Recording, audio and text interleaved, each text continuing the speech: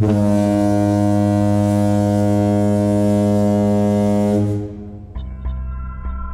evening, night owls. My name is Kimberly Christine. I'm a healing artist, a Reiki master, designer, creator, and ghostess of Duluth Ghost Tours in Minnesota.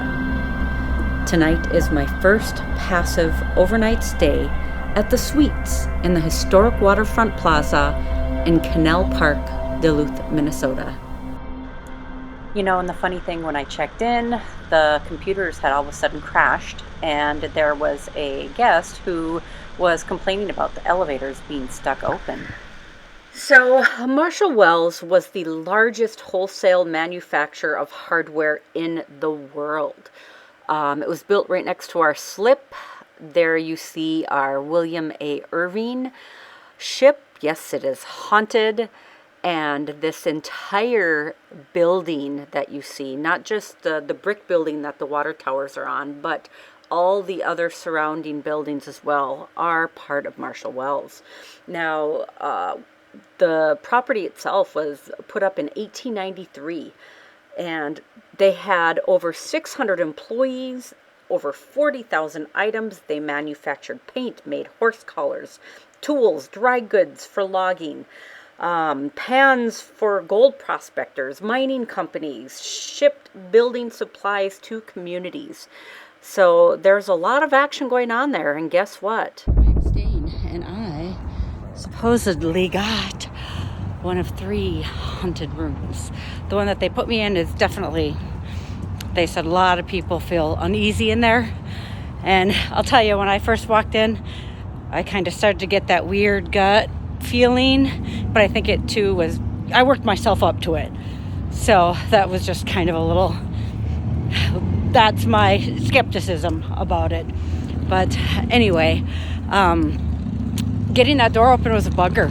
It was like it was sealed shut. And I thought maybe nobody has used it in a while. And I figured, well, maybe might not smell the best in there either. So when I opened it, it wasn't that bad at all. So, all right, that's all I have. I'm going to my chamber event, and we'll be in touch soon. Bye-bye. So coming through the front entrance of Marshall Wells on the left-hand side, you're going to see these awesome bank vault doors, pure steel, some pretty cool artwork on there as well. Unfortunately, they do not open. Now, down the hallway here, there is Hoops Brewing and the Ripple Lounge. And walking in to the suites are these creepy elevators, the ones that always have problems. So the story goes that there's a maintenance worker. His name was Herb, and he was fascinated by the elevators because they were always seeming to have a mind of their own, going up and down on floors and opening and closing or staying open. And he would always sit and ride the elevators and listen to see if he could figure out what there was coming from. But a couple had ended up getting onto the elevator and seeing Herb laying on the floor, and supposedly he did not move or wake up, and that was the end of Herb. So there's some haunted elevators that have definitely got some clout. All right. See what I mean?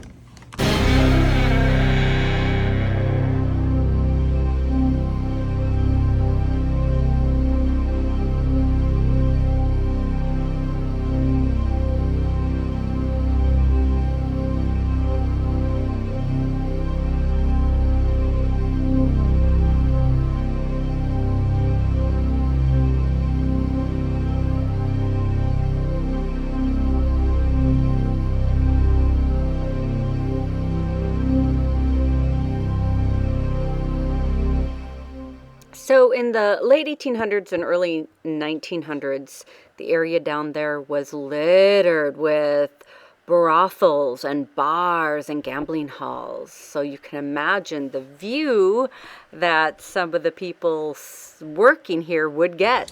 You know, it's that feeling you get that, you know, it's just something in your throat. But it's also, I think, because because of the anticipation of coming in here, you know, that I'm feeling a little thing clipped. But yeah, I think it is. I think a lot of it is just because I'm here. All right. So I got to take some of my stuff out. Let me turn some of those lights on. Oh, not those lights. Yes, those lights. I added a few things to the table here. Once again, do a quick run through. A few more pieces there. This is the equipment, and that's exactly how it is. I got my little elf on a shelf. Got my Canon, all of this stuff. Got my little friendly ghost there. It's gonna watch over me. And I got my crystal black to protect me. Anyway, that being said, I gotta go to my car. I gotta go put this on my driver's window and head to the deck and enjoy my chamber event. And you'll catch me back here later tonight. Bye.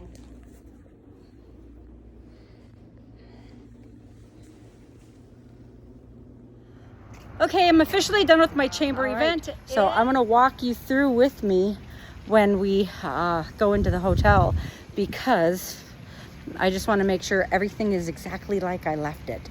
So I'm gonna stop this so I can flip it around and we can go to the elevator together and go to the room. So then we'll see that, you know, I didn't go into the room beforehand, although, you know, I could have went in there, but technically I don't have the energy to go all the way up in the room, come all the way back and fake it. So let's see how the room looks. So lights on. I'm gonna put a plant here.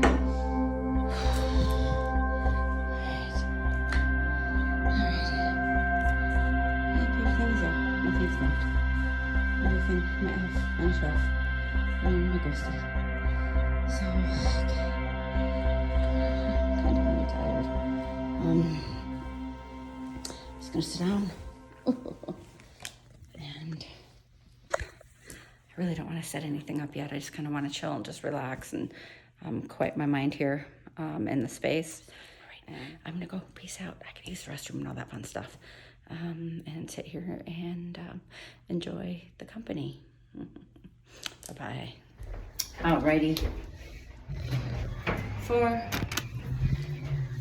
So I just came, got a snack and water, and the elevator did a really hard stop on the second floor.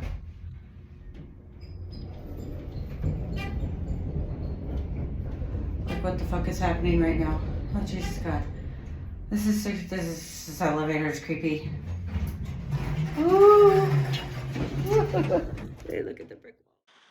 So another story I ended up hearing from one of the housekeepers was that she was in 402 cleaning the room, and she had just finished cleaning the room I'm staying in, which is 401, and she heard a whistling sound. And I thought, whistling? She said, yeah, like somebody was listening for a dog.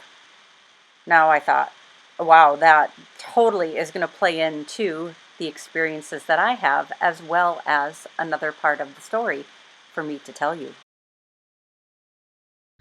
Look at that long hallway. There you have it. 4th floor, Waterfront Plaza. I really was going to do a paranormal investigation, but I really don't want to do it by myself. Even though the room is haunted and there's a lot of things going on in there. I'm just too damn tired and I just don't have the energy right now. So I am going to bed early, but I'm not going to sleep. I am just tired. I need to get off my feet, and I'm just going to kind of show you the old piping, the sprinkler system.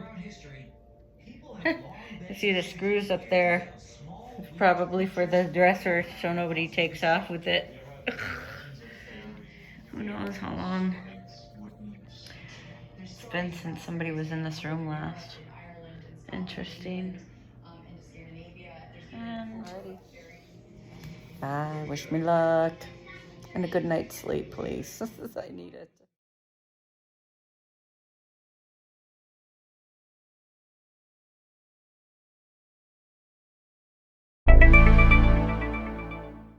Well, good morning, everybody. It is almost 8 o'clock, and I woke up alive. That's a good thing. I did have some interactions, would you say? But I would probably think, oh, sorry, I didn't get much sleep because I was either in anticipation of something happening, staying awake, alert, at the same time. And I probably felt 3 surges on my body. And one of them, it almost felt like there's a cat walking across the bed. And eventually I did have a dream of a cat. So I definitely think there's some residual energy. I also had an image of a woman and a boy. I wouldn't say it was a boy, it was a man, younger, for sure, maybe early 20s.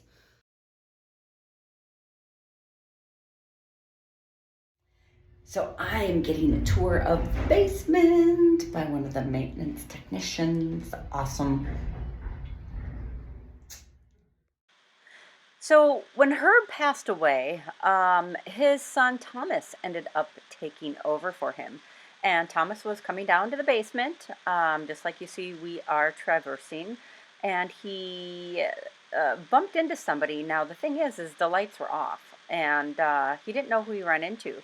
So the minute he got to the bottom of the stairs, he was able to hit that light and looked around, and there was nobody around. And he strongly felt that it was his dad.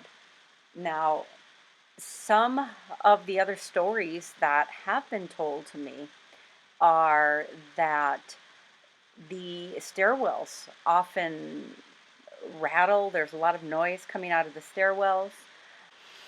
And coming back to, some of the other experiences people have had in the hotel in general. Now, a family had checked into room 304, and the baby was acting very strange. He was fussy. There was something really weird about the baby. And so they ended up going down to the front desk and asking if they could change rooms because the baby was totally out of line with how he normally behaved. So I thought that was another great story. There was a man who had checked in for 4 days, and the first night he slept, he came down to the front desk and asked to be checked out because he started to feel some sort of negative energy, and he said that he has a event that he has to speak at.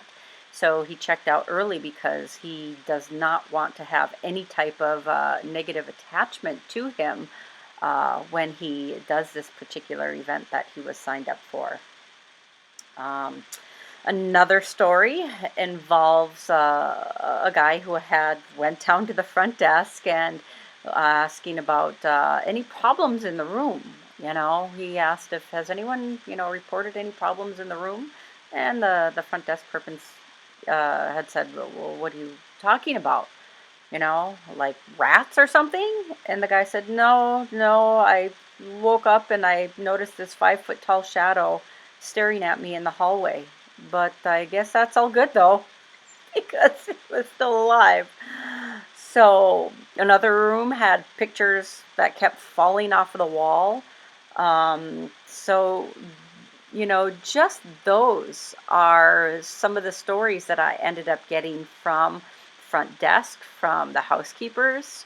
Now, the stories that I had found when I had done some research on the place are even more different than that, but still falling in line with some of the creepy things that were going on. Now, the 6th floor at the time, it was all offices, and the offices had